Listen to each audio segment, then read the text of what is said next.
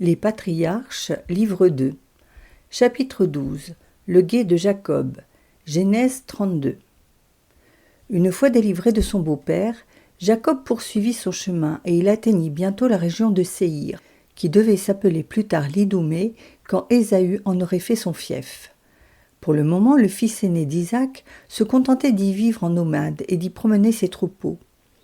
Mais la nouvelle de cette présence fut suffisante pour inspirer à Jacob les craintes les plus vives. Il connaissait le caractère rancunier de son frère, il se souvenait des menaces de mort proférées par lui 14 ans auparavant, et rien ne lui permettait de croire qu'Ésaü eût abandonné depuis lors ses projets de vengeance.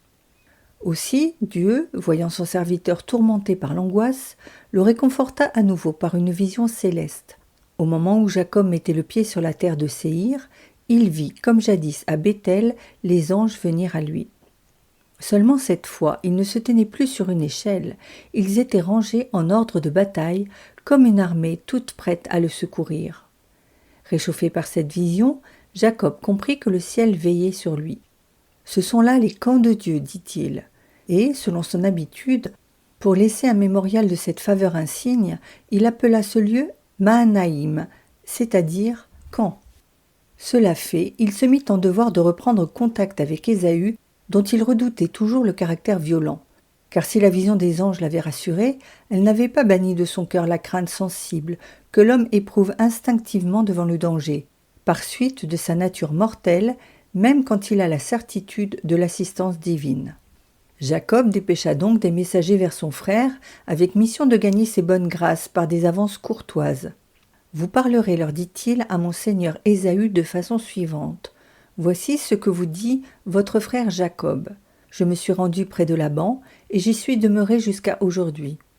J'ai des bœufs, des ânes, des brebis, des serviteurs et des servantes, et j'envoie maintenant une ambassade à mon seigneur, afin que je trouve grâce en sa présence. » Le but de cette énumération était de faire comprendre à Ésaü que le nouvel arrivant était bien pourvu de tout, qu'il n'avait besoin de rien, que, par conséquence, il ne serait pas à sa charge. Les envoyés partirent dans la direction indiquée, mais on les revit bientôt revenir en proie à une visible émotion. « Nous sommes allés à Ésaü votre frère, dirent-ils, et voici qu'il vient à vous avec 400 hommes. » À ces mots, Jacob sentit redoubler toutes ses craintes et fut saisi d'effroi. « Perteritus » dit l'Écriture. Sans doute, son frère n'avait proféré aucune menace nouvelle en marchant à sa rencontre, mais la présence des 400 hommes qui le suivaient laissait deviner des intentions plus hostiles. Jacob ne savait que faire. Fuir, avec tous ses troupeaux, les femmes, les enfants, dans ce pays escarpé, était impossible. Les poursuivants le rattraperaient immédiatement. Néanmoins, dans ce péril extrême, il ne perdit pas la tête. Une fois de plus, la vertu de discrétion, qui était l'un des traits dominants de son caractère, lui permit d'envisager la situation avec sang-froid et de chercher à éviter au moins le pire.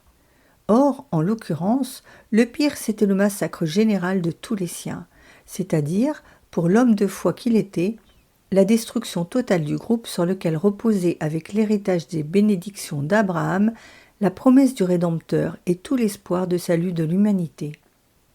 Il fallait à tout prix en mettre au moins une partie à l'abri. C'est dans ce dessein qu'il divisa sa troupe en 2 groupes. Si l'un d'eux était attaqué par Ésaü, l'autre profiterait du répit ainsi obtenu pour essayer de gagner un lieu sûr. Cela fait, Jacob, en digne petit-fils d'Abraham, recourut au seul moyen de protection qui lui restait, à celui qui ne fait jamais défaut à personne, même dans les situations les plus désespérées. Il se mit en prière. « Dieu de mon père Abraham, suppliait-il, et Dieu de mon père Isaac, Seigneur, vous m'avez dit, retourne dans ta terre et dans le lieu de ta naissance, et je te comblerai de bienfaits. Je suis indigne de toutes vos miséricordes et de la vérité que vous avez accomplie envers votre serviteur, c'est-à-dire de la fidélité avec laquelle vous avez exécuté toutes les promesses que vous m'avez faites. Car lorsque j'ai passé, voilà 14 ans, ce fleuve du Jourdain, je n'avais rien d'autre que le bâton que je portais avec moi. Et maintenant, grâce à votre libéralité, je reviens avec ces 2 troupes si nombreuses. Vous donc, mon maître, qui m'avez ainsi comblé de richesses, qui m'avez témoigné tant de sollicitude, sauvez-moi aujourd'hui de la main de mon frère Ésaü, parce que je le crains extrêmement. de peur que, venant sur moi, il ne massacre la mère avec les enfants, c'est-à-dire il ne fasse aucun quartier. Vous m'avez dit vous-même que vous me feriez du bien, que vous multiplieriez ma race comme le sable de la mer, qui ne peut être compté. Ce n'est pas possible que vous oubliiez vos promesses et que vous m'abandonniez maintenant. » Réconforté par cette prière, Jacob passa une nuit assez calme. Le lendemain, il prit de nouvelles dispositions pour assurer la sécurité de sa troupe et pour apaiser son frère s'il le pouvait. Il choisit ce qu'il avait de mieux dans ses troupeaux afin de les lui offrir. Il prit ainsi 200 chèvres et 20 boucs, 200 brebis et 20 béliers, 30 chamelles avec leurs petits, 40 vaches, 20 taureaux, 20 ânesses et 10 ânons, soit en tout 590 têtes de bétail. C'était là, on en conviendra, un magnifique présent, bien capable de faire tomber le ressentiment de l'irascible Ésaü. Il les divisa en plusieurs fractions, qu'il confia à autant de serviteurs, et il enjoignit à ceux-ci d'aller de l'avant en ayant soin de maintenir entre eux une bonne distance. « Si vous rencontrez mon frère Ésaü, leur dit-il, et s'il vous demande « Au service de qui êtes-vous » ou bien « Où allez-vous » ou encore « À qui sont ces bêtes que vous conduisez ?» vous répondrez « J'appartiens à Jacob, votre serviteur, qui m'a envoyé avec ses présents vers mon seigneur Ésaü. Il vient d'ailleurs lui-même derrière nous. » Les groupes, une fois organisés, Jacob les mit en route l'un après l'autre, tandis que lui-même restait le dernier au campement. Mais au cours de la nuit, la proximité du danger et l'inquiétude que l'obscurité amène avec elle ranimèrent ses craintes. Il sentit une angoisse affreuse l'envahir, et il lui parut évident qu'aller au-devant d'Ésaü, c'était aller à la mort avec tous les siens.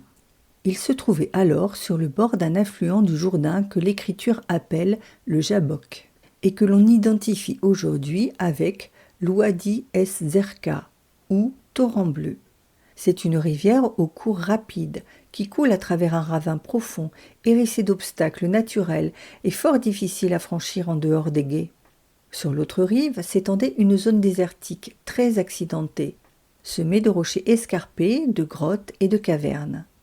Jacob réfléchit que, débarrassé maintenant de ses troupeaux, il lui serait possible, avec ses seules femmes et ses enfants, de s'y cacher et d'y échapper aux recherches d'Ésaü. Il fit donc lever les siens bien avant le jour, et avec eux, en pleine nuit, passa le Jabbok au moyen d'un gué qu'il connaissait. Puis il laissa la petite troupe s'éloigner, et demeura seul sur le bord du cours d'eau. Comme son père, Isaac, ainsi que nous l'avons vu lors de l'arrivée de Rebecca, comme tous les contemplatifs, il avait besoin de solitude, besoin de s'éloigner du bruit et de toutes les créatures pour se recueillir et se trouver seul à seul avec Dieu. Tandis qu'il méditait ainsi dans le silence de cette nuit, pourtant lourde d'angoisse, voici, dit l'Écriture, qu'un homme luttait avec lui jusqu'au matin. La sobriété du style biblique est plus saisissante ici qu'aucune description. Quel est cet homme qui apparaît brusquement dans ce coin désert, sans que rien nous ait préparé à son arrivée, qui s'en prend à Jacob et qui lutte avec lui jusqu'au matin? Cet homme était un ange, nous n'en saurions douter. Le prophète Osée le dira plus tard expressément. Dans sa force, Jacob fut mis aux prises avec un ange et il triompha de lui. Mais cet ange, pour se rendre visible et pour soumettre notre héros à l'épreuve voulue, avait pris une forme humaine. Jacob, en effet, sous l'étreinte de l'angoisse, semblait oublier la vision des anges qu'il avait eue tout récemment à Mahanaïm et la promesse qui lui avait été faite de leur assistance. Dieu lui dépêchait à nouveau un de ses esprits célestes, qui ne se contenterait pas cette fois-ci de se montrer à lui, mais qui le toucherait, le saisirait à bras-le-corps, le blesserait au besoin pour confirmer les apparitions précédentes, pour le convaincre, sans doute possible, qu'il n'avait pas été le jouet de son imagination. L'homme, dit l'Écriture, lutta avec Jacob jusqu'au matin. Cette expression ne saurait s'entendre seulement dans un sens figuré. Il y eut un fait physique, une étreinte réelle.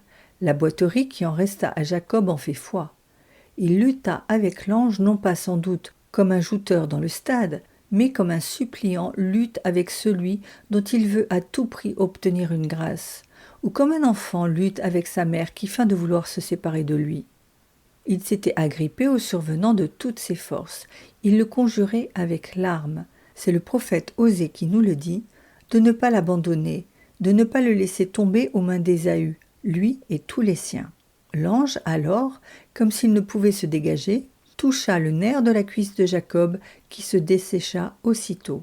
« Laisse-moi aller, dit-il, parce que voici l'aurore. » Peut-être voulait-il faire entendre par là qu'il était temps pour lui de remonter au ciel afin de chanter à Dieu ce cantique du matin que lui chantent les anges et que les hommes oublient si souvent.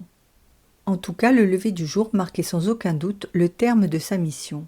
Mais Jacob, malgré la douleur que lui causait cette blessure inattendue, se raidit dans un effort suprême. L'ange, comme surpris de la ténacité et de la force de son adversaire, lui demanda « Quel est ton nom ?» « Jacob, répondit notre héros. « Dorénavant, poursuivit le messager céleste, tu ne t'appelleras plus Jacob, mais Israël. » Il voulait dire par là, le nom de Jacob, qui signifie supplanteur, convient à l'homme qui lutte, qui fait effort pour supplanter un rival et triompher de lui. Mais toi, tu as été assez fort pour lutter avec un ange. Qu'as-tu à craindre désormais des autres hommes ? Aussi tu t'appelleras Israël, c'est-à-dire prince avec Dieu. Car si tu as pu me tenir en échec, moi qui suis l'un des princes de la cour céleste, il est bien juste que toi aussi tu portes ce titre, puisque Dieu est avec toi et te revêt d'une force semblable à la mienne. Va donc, et comprends enfin que tu n'as rien à craindre d'Ésaü. Jacob à son tour interrogea. « Dites-moi, vous aussi, quel est votre nom ?»« Pourquoi veux-tu savoir mon nom ?» répondit l'esprit bienheureux. Et certaines versions ajoutent ici « il est ineffable », c'est-à-dire incompréhensible pour l'intelligence de l'homme. Cependant, nous voyons qu'en d'autres circonstances, les anges n'ont pas fait mystère de leur nom. Saint Raphaël a dit le sien à Tobie.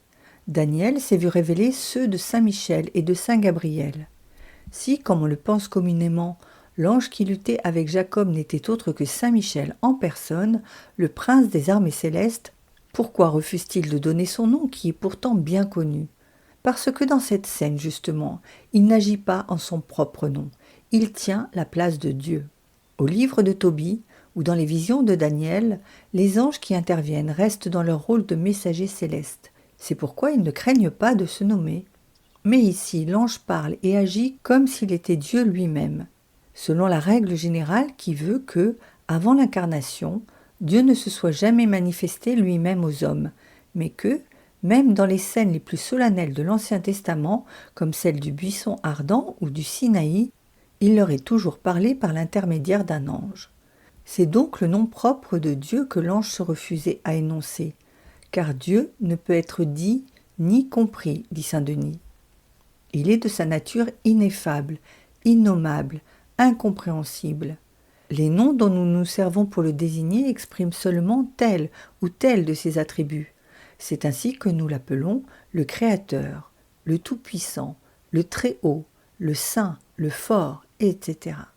Mais il n'est pas de mots qui expriment adéquatement son essence et qui disent vraiment ce qu'il est. Avant de se retirer, l'ange avait béni Jacob, et cette bénédiction eut sur l'âme de notre héros un effet si puissant qu'il voulut en perpétuer le souvenir par un mémorial.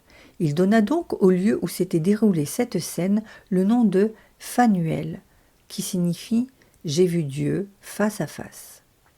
Cependant, à la lettre, cette expression dépassait la vérité. Jacob n'avait pas vu Dieu face à face, il avait vu seulement, dans l'ange qui lui parlait, un reflet de l'éclat de la divine majesté, et cela avait suffi à lui causer une telle joie qu'il croyait avoir vu Dieu lui-même. « J'ai vu Dieu face à face, disait-il, et mon âme a été sauvée. » C'est-à-dire, toute la crainte qui oppressait mon âme s'est évanouie. J'ai compris qu'en présence d'une telle grandeur, toutes les puissances humaines ne sont que des jeux d'enfants. Lorsque le messager céleste eut disparu, le soleil se leva, et voici que maintenant Jacob boitait. Ce signe sensible, imprimé dans sa chair, était destiné à lui prouver, à lui-même et à tous ses enfants, que la vision de l'ange n'avait pas été une illusion, que la lutte avait été réelle. Et le souvenir s'engrava si profondément dans l'esprit de tous ceux qui le virent, qu'aujourd'hui encore, les fils d'Israël ne mangent point le nerf qui s'est desséché dans la cuisse de Jacob, parce que l'ange a touché ce nerf et qu'il s'est atrophié. celui que l'on appelle vulgairement le tendon d'Achille. Commentaire moral et mystique. L'apparition des anges à Mahanaïm était destinée à faire comprendre à Jacob et à nous tous qui venons après lui avec quelle sollicitude ces esprits bienheureux veillent sur nous et quelle confiance nous devons avoir en leur secours. Sans eux, jamais, nous qui sommes des êtres de chair si faciles à tromper, si faibles quand il s'agit de combattre, nous ne pourrions nous défendre contre les pièges que nous tend sans cesse l'esprit de malice et résister à ses assauts. Mais Dieu a pitié de nous et il nous fait garder par ses anges. De même, dit saint Jean Chrysostome, qu'un roi donne des ordres pour que ses soldats soient répartis sur les différentes cités, de crainte que quelque incursion ne vienne mettre celle-ci à mal, de même Dieu oppose aux démons méchants et puissants dont l'air est infecté, qui sont les ennemis de la paix et qui suscitent partout des guerres, les camps de ses anges, afin que leur seule apparition réprime l'audace de ces esprits mauvais et nous dispense continuellement la paix. Plus tard, au temps des rois, une vision semblable devait réconforter le serviteur d'Élisée, qui se croyait perdu parce que les ennemis enveloppaient en force la ville de Dothan, où il se trouvait avec son maître. Tandis qu'il se lamentait, Dieu lui ouvrit les yeux, dit l'Écriture, et il vit, et voici que toute la montagne était pleine de chevaux de feu. Jacob, fuyant devant Ésaü, est la figure de l'homme selon la grâce, qui fuit devant l'homme selon la nature. Il se sent sans force contre lui, et sur le point de périr. Il faut qu'il passe le Jabbok, c'est-à-dire qu'il se décide à tout abandonner, à pratiquer le renoncement intégral. Alors, il mérite d'accéder à la vie contemplative et d'être débarrassé des désirs charnels. La lutte de Jacob avec l'ange montre et la familiarité dont Dieu use avec ses serviteurs et la ténacité avec lesquelles nous devons persévérer dans la prière lorsqu'il semble refuser de se rendre à nos désirs. Il n'agit ainsi que pour nous provoquer à prier encore et avec plus de ferveur, car le royaume des cieux souffre violence et ce sont les violents qui l'emportent. C'est ainsi que sainte Thérèse lutta toute une nuit avec Dieu pour obtenir que saint Jean de la Croix, qui se destinait à l'ordre des Chartreux, embrassa sa propre réforme. De même, la bienheureuse Anne de Saint-Barthélemy, quand elle était prieure du Carmel d'Anvers, pour sauver la ville d'une attaque imminente qui arrivait par mer, pria toute la nuit avec une telle force qu'elle en était en nage. Mais au matin, quand elle s'arrêta, la flotte assaillante avait sombré dans une tempête. Pour nous faire comprendre la puissance de la prière, Dieu choisit un homme qui est seul, dans la nuit, sans armes et qui tremble de peur, et c'est celui-là qui oblige son Créateur à céder. Comment nier après cela l'action de l'oraison sur le cœur de Dieu ? Jacob ne peut se résigner à lâcher l'ange, parce que l'âme qui a senti la présence de Dieu dans l'oraison ne peut se résoudre à le quitter. Elle voudrait toujours rester là. Elle dit avec l'épouse du cantique « J'ai trouvé celui que mon cœur aime, je l'ai saisi et je ne le lâcherai pas. » Nec dimitan, c'est le mot employé par Jacob, jusqu'à ce que je l'introduise dans la demeure de ma mère. Elle sent bien avec l'auteur des Proverbes qu'il est un arbre de vie pour ceux qui l'ont étreint et que qui le tient est bienheureux. C'est en signe de cela que les apôtres ne voulaient pas se séparer de notre Seigneur, même pour le laisser prier, et que les foules attachées à ses pas ne pouvaient se décider à rentrer chez elles malgré la fatigue et la faim. Quand Dieu voit la persévérance de l'âme, il la récompense en touchant le nerf de sa cuisse et en la rendant boiteuse. Que signifie ce geste étrange ? C'est, explique saint Grégoire, que le Dieu Tout-Puissant, lorsqu'il est connu par le désir et par l'intelligence, dessèche en nous toute volupté de la chair. Avant cela, nous marchions pour ainsi dire sur deux pieds. Nous cherchions Dieu et nous restions fidèles au monde. Mais une fois goûté la suavité de Dieu, il ne nous reste plus qu'un pied sain, l'autre boite, parce qu'il est nécessaire alors que l'amour du monde s'atrophiant, seul vive l'amour de Dieu en nous.